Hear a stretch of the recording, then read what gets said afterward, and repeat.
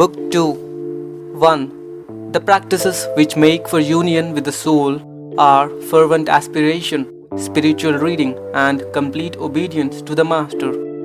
The word which I have rendered fervent aspiration means primarily fire, and in the Eastern teaching it means the fire which gives life and light, and at the same time the fire which purifies. We have, therefore, as our first practice, as the first of the means of spiritual growth, that fiery quality of the will which enkindles and illumines, and at the same time the steady practice of purification, the burning away of all known impurities. Spiritual reading is so universally accepted and understood that it needs no comment. The very study of Patanjali's sutras is an exercise in spiritual reading, and a very effective one. And so with all other books of the soul. Obedience to the Master means that we shall make the will of the Master our will, and shall conform in all ways to the will of the Divine, setting aside the wills of self, which are but psychic distortions of one divine will. The constant effort to obey in all the ways we know and understand will reveal new ways and new tasks, the evidence of new growth of the soul.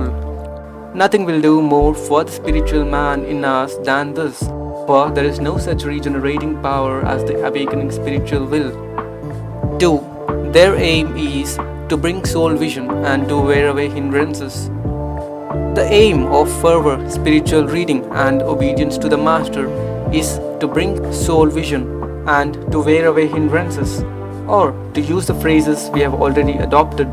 The aim of these practices is to help the spiritual man to open his eyes, to help him also to throw aside the veils and disguises, the enmeshing psychic nets which surround him, tying his hands as it were and bandaging his eyes. And this, as all teachers testify, is a long and arduous task, a steady uphill fight demanding fine courage and persistent toil. Fervor, the fire of the spiritual will, is, as we said, twofold. It illumines and so helps the spiritual man to see, and it also burns up the nets and meshes which ensnare the spiritual man. So with the other means, spiritual reading and obedience. Each in its action is twofold, wearing away the psychical and upbuilding the spiritual man. 3. These are the hindrances, the darkness of unwisdom, self-assertion, lust, hate, attachment. Let us try to translate this into terms of the psychical and spiritual man.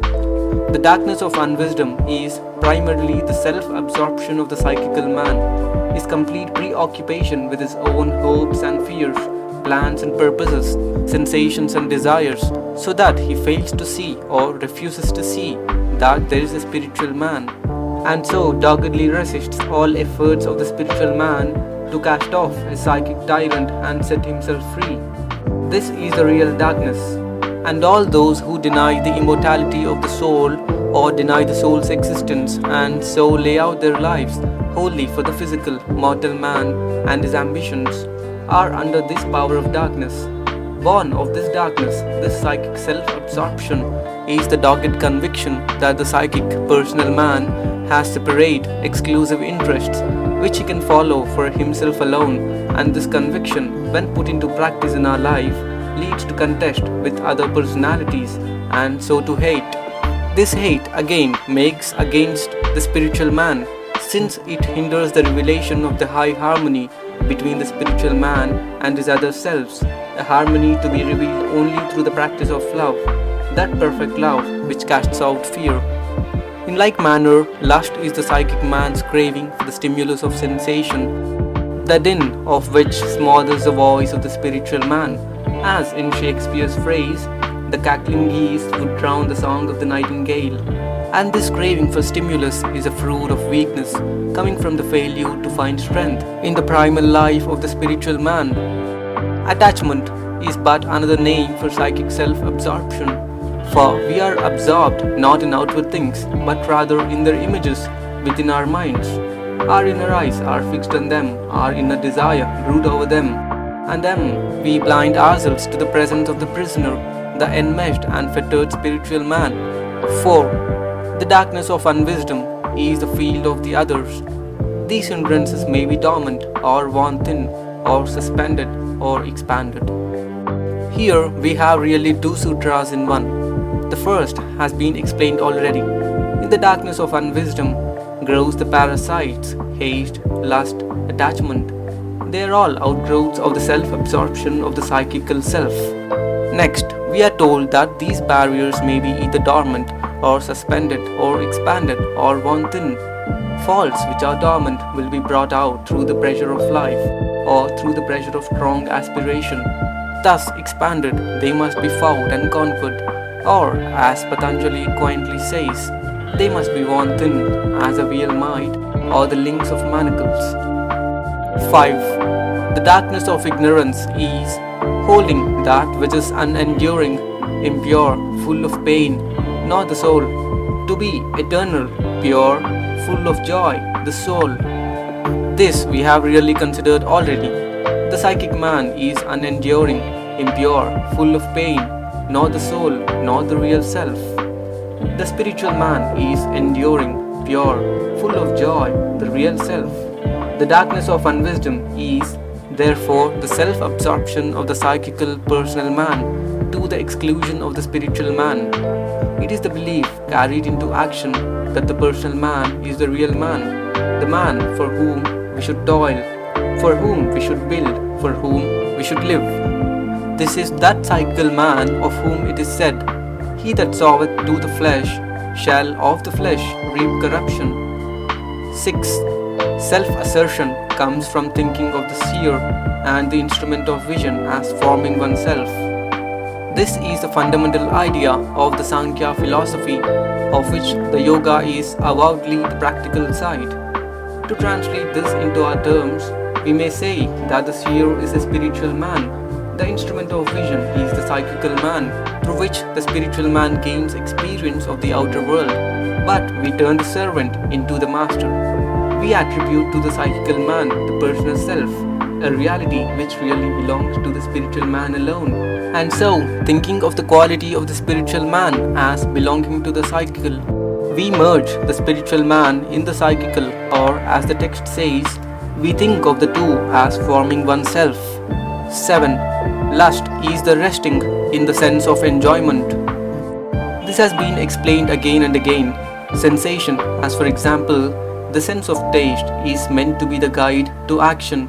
In this case, the choice of wholesome food and the avoidance of poisonous and hurtful things.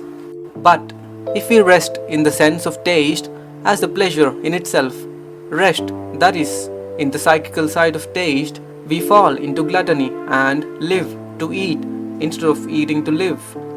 So, with the other great organic power, the power of reproduction, this lust comes into being through resting in the sensation and looking for pleasure from that. 8. Hate is a resting in the sense of pain.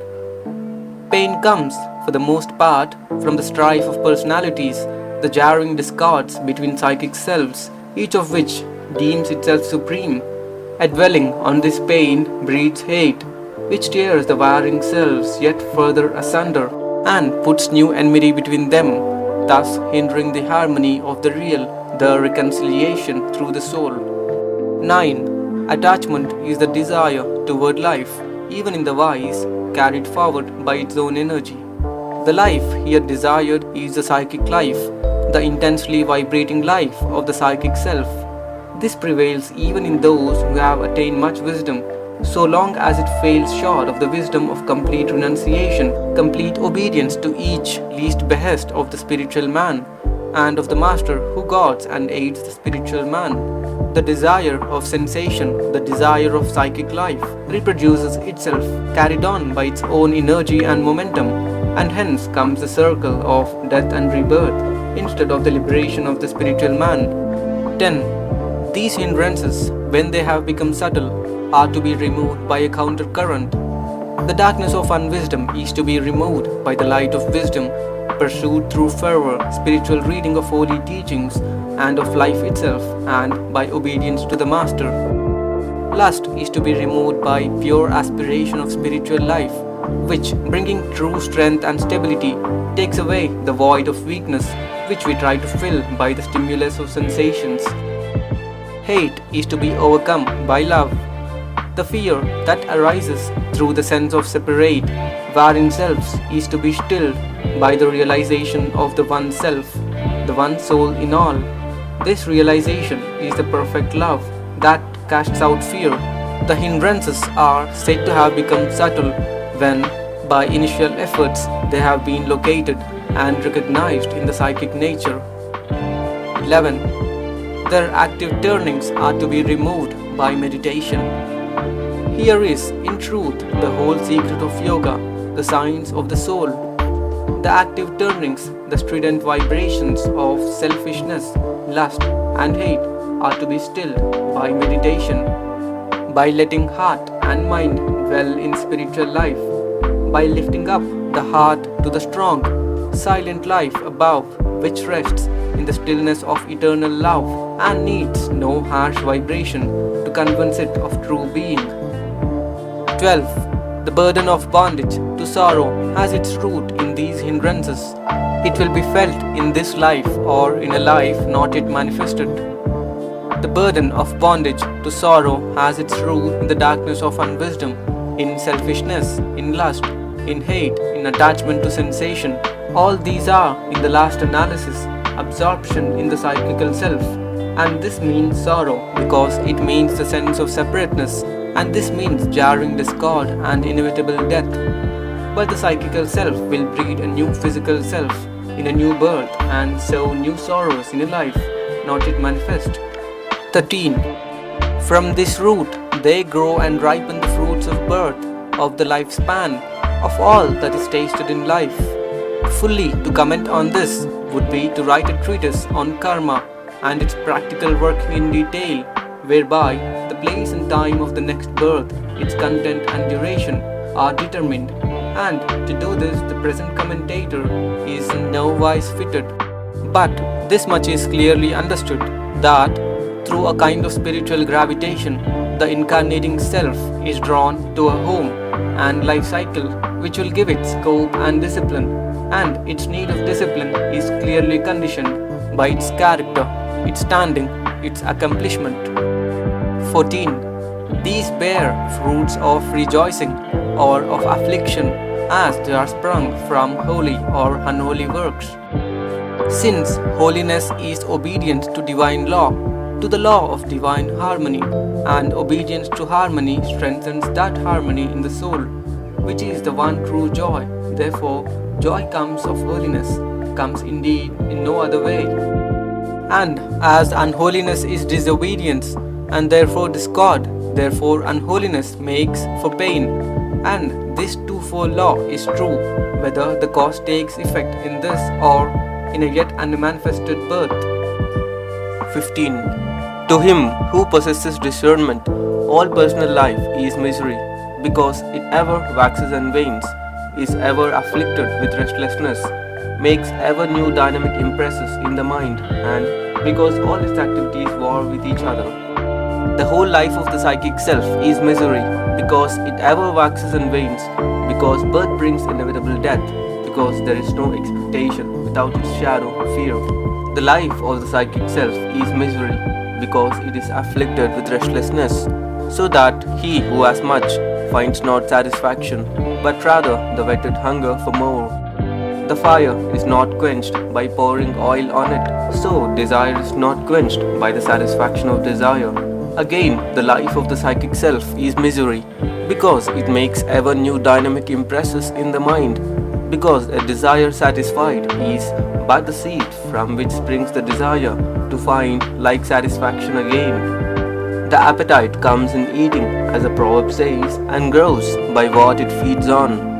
And the psychic self, torn with conflicting desires, is ever the house divided against itself, which must surely fall. 16. This pain is to be warded off before it has come.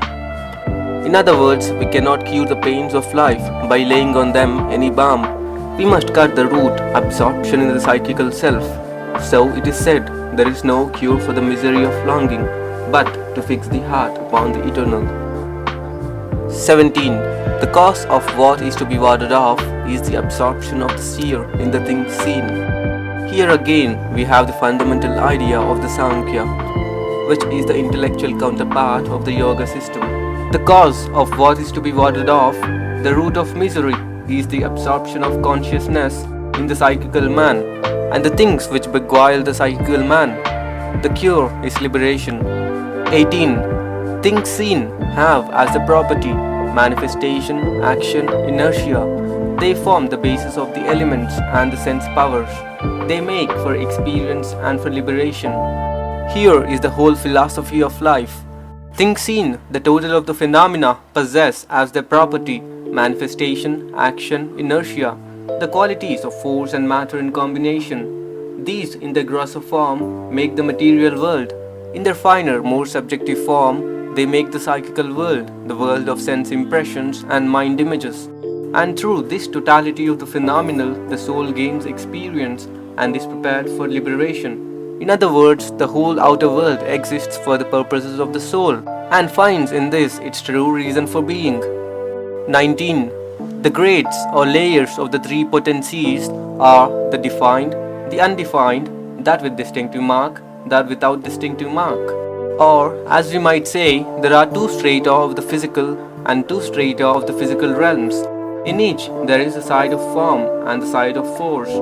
The form side of the physical is here called the defined.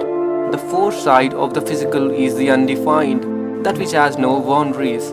So in the physical, there is the form side, that with distinctive marks, such as the characteristic features of mind images, and there is the force side, without distinctive marks, such as the forces of desire or fear, which may flow now to this mind image, now to that. 20. The seer is pure vision. Though pure, he looks out through the vesture of the mind. The seer, as always, is a spiritual man, whose deepest consciousness is pure vision, the pure life of the eternal. But the spiritual man, as yet unseeing in his proper person, looks out on the world through the eyes of the psychical man, by whom he is enfolded and enmeshed. The task is to set this prisoner free, to clear the dust of ages from this buried temple. 21. The very essence of things seen is that they exist for the seer. The things of outer life, not only material things but the psychic man also, exist in very deed for the purpose of the seer, the soul. The spiritual man disaster comes when the psychical man sets up, so to speak, on his own account, trying to live for himself alone and taking material things to solace his loneliness. 22. Though fallen away from him who has reached the goal, things seen have not all too fallen away, since they still exist for others. When one of us conquers hate, hate does not thereby cease out of the world, since others still hate and suffer hatred. So with other delusions, which hold us in bondage to material things, and through which we look at all material things. When the colored veil of illusion is gone, the world which we saw through it is also gone. For now, we see life as it is, in the white radiance of eternity. But for others, the colored veil remains, and therefore the world thus colored by it remains for them, and will remain till they too conquer delusion. 23. The association of the seer with things seen is the cause of the realizing of the nature of things seen, and also of the realizing of the nature of the seer. Life is educative. All life's infinite variety is for discipline, for the development of the soul. So, passing through many lives, the soul learns the secrets of the world, the august laws that are written in the form of snow crystal, or the majestic order of the stars. Yet, all these laws are but reflections, but projections outward of the laws of the soul. Therefore, in learning these, the soul learns to know itself. All life is but the mirror wherein the soul learns to know its own face. 24. The cause of this association is the darkness of unwisdom. The darkness of unwisdom is the absorption of consciousness in the personal life and in the things seen by the personal life. This is the fall through which comes experience, the learning of the lessons of life. When they are learned, the day of redemption is at hand. 25. The bringing of this association to an end by bringing the darkness of unwisdom to an end is the great liberation. This is the seer's attainment of his own pure being. When the spiritual man has, through the cycle, learned all life's lessons, the time has come for him to put off the veil and disguise of the psychical and to stand revealed a king in the house of the Father. so shall he enter into his kingdom and go no more out. 26. A discerning which is carried on without wavering is the means of liberation. Here we come closer to the pure Vedanta with its discernment between the eternal and the temporal. St. Paul, after following Philo and Plato, lays down the same fundamental principle: the things seen are temporal, the things unseen are eternal. Patanjali means something more than an intellectual assent, though this too is vital. He has in view a constant discriminating in act as well as thought of the two ways which present themselves for every deed or choice, always to choose the higher way, that which makes for the things eternal, honesty rather than roguery, courage and not cowardice, the things of another rather than one's own, sacrifice and not indulgence. This true discernment, carried out constantly, makes for liberation. 27. His illuminations is sevenfold, rising in successive stages. Patanjali's text does not tell us when the 7 stages of this illumination are. The commentator thus describes them. First, the danger to be escaped is recognized. It need not be recognized a second time. Second, the causes of the danger to be escaped are worn away. They need not be worn away a second time. Third, the way of escape is clearly perceived by the contemplation which checks psychic perturbation. Fourth, the means of escape, clear discernment, has been developed. This is the fourfold release belonging to insight. The final release from the psychic is threefold. As fifth of the 7 degrees, the dominance of its thinking is ended. As sixth, its potencies, like rocks from a precipice, fall off themselves. Once dissolved, they do not grow again. Then, as seventh, freed from these potencies, the spiritual man stands forth in his own nature as purity and light. Happy is the spiritual man who beholds this sevenfold illumination in its ascending stages. 28. From steadfastly following after the means of yoga until impurity is worn away, there comes the illumination of thought up to full discernment.